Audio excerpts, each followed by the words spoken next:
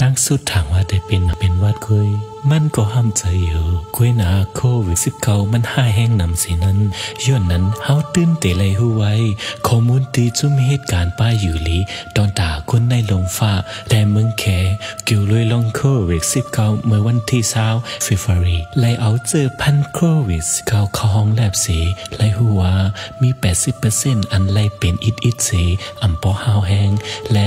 14% นั้นห้าวแห้งปอยาว 6% นั้นห้าวแห้งสีปืนคุยหนา 80% อันวันนั้นปอแตกนึ่งกันด้วยเป็นวัดไหนแต่ขอห้าวแห้งอยู่ไว้อันเลยลาดมานั้นห้าวแห้งเสห้าวแห้งเสเป็นเลยตั้ง2 มิลเคสที่ห้าวแห้งนั้นได้เลยใส่ออกซิเจนไว้กูข้าวยามเคสที่ห้าแห้งนั้นได้ด้วยดีคนเป็นว่าหายใจกับอยู่5ย่าก็โตคิงเฮากำปนำได้ลูกกว่าทั้งหมดเฮ็ดสังก็ได้อำไลมันก็อำเมินนังกันกูก็นังเขาอยู่ที่ว่าก็เหลอแต่อยู่ในจุ่มเหลออันไรเป็นยอกานั้นเฮามาด้วยลองตั้งเป็นมันด้วยว่าโควิด19นั้นป้อไรจับไรเป็นยาวกูวันแต่เป็นจึงหือ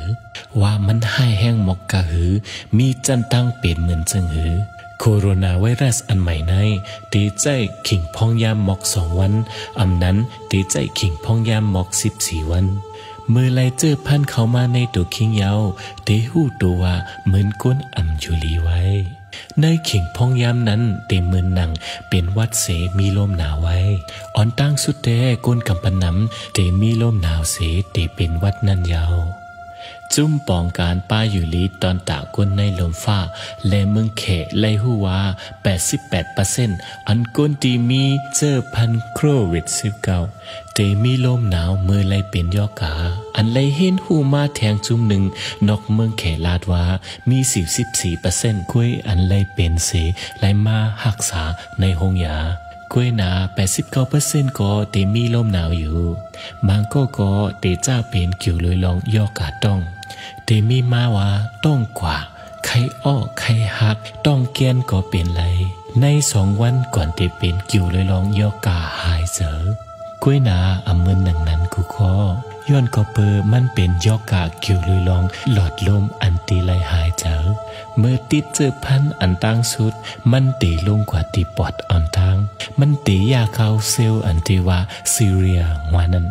มันเตเหมือนโคนยาวพัดกว่าพัดขึ้นมันอำเฮอขี้เตือติดจับมันตอนตาอำเฮอมันปิกหลอดลมหายใจของกวนเฮาเมื่อมันติดเจอยาวมันติดตายเสมันติขาดออกมาเป็นเหมือนหนังขี้ไข่ในปอดติอุดตันอยู่ในนั้นโดคิงเฮาก็อำจางให้ถือผิวซิมหือหมดเสอในปอดและหลอดลมของกวนเฮาเฮาก็การจำเฮ็ดให้มันยิงแค่นหนาพอมันยิงแค่นหนามันก็ยิงแค่นซ้ำมันติปั่นมนอยู่ให้ในติกเสให้ถือเนื้อปอดอำเหลือเสียอีกการจำของมันนั่นมันตีเหมือนหนังก้นไอแห้งๆอยู่ตาเสตีมีเสียงหาบและขีดเตือนในคอหายใจหยาบบางก็ตีมีตั้งเป็นอันไรเปลี่ยนมาแทงเฮือง่ายเจ็บคอโหไข้โหเมาตีควบขึ้นตั้งเนื้อตั้งตัวกัดสั่นขี้มุกไหลถึงมาวันที่5ก้นอันไรเป็นย่อกาอยู่เย้าดูเจ้าเก่าเตหัวมันหายใจหยาบพึดเตก้นกำปนำอันอ่ำอยู่ลีมันเตกว่าหงยาหมอกข้าวตั้ง7 วันเฮ็ดถือก็ก้นอันตีอ่ำไรเป็นนานั่นก็มันก็เตลีขึ้นมาหมอกขิงพองยามในก้นอันเป็นอ่ำป้อห้าวแห้งเสอันห้าวแห้งนั้นก็เตมีลองปอดไก่มันเตมีหลายจันตั้งเป็นอิดเป็นนาถึงป้อเลยฮอดตีลูดตายขิงพองยามอันตีลีขึ้นมาตอนตาก้นเป็นนั้นบางเจอก็ 2-3 วันบางเจอก็ 2-3 วงจองไก่แค้นมา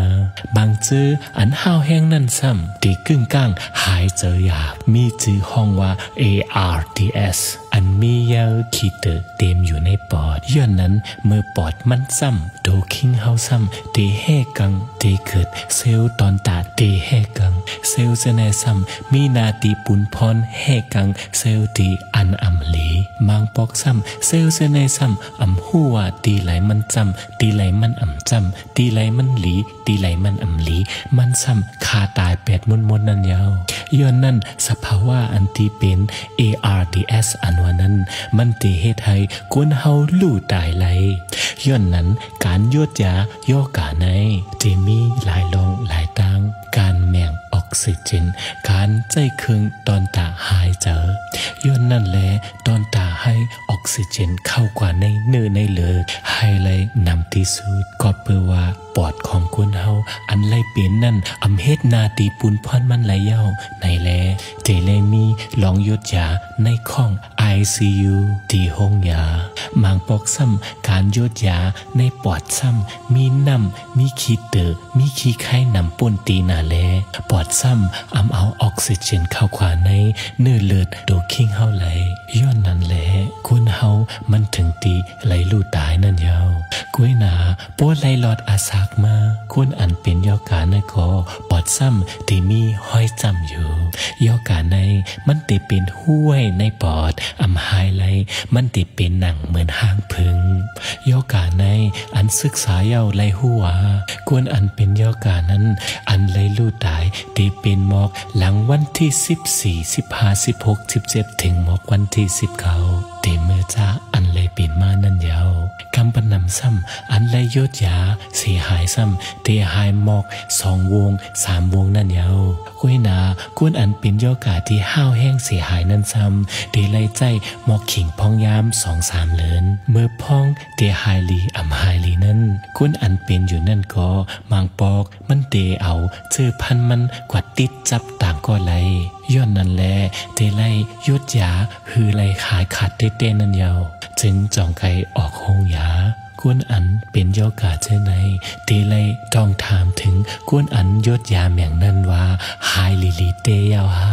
จองไก่ออกห้องยายอกาใน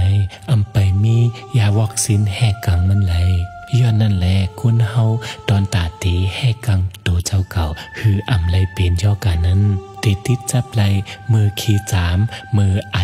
น้ำลายขี้มูกขี้ตาจ้ากว่าเจ้านั้นจอนตาให้ลีแต่เตไล่ล่างมือเมียงตาเสเครื่องใจตื้อกูมือกูวันอยู่นั้นลีเฮ็ดลองมดใส่คาเจอกวนลีกว่าเตื้อเนื้อเตื้อเต๋ออันควรเป็นยอกานั้นเขาต้องพังสติยอกาในเตวาควรเป็นกำปนำให้แห้งถึงอสักเสตาคอลีแห้กังอยู่เฮิรนอยู่เยโลมีลองมดเสออยู่กวนนั่นเฮา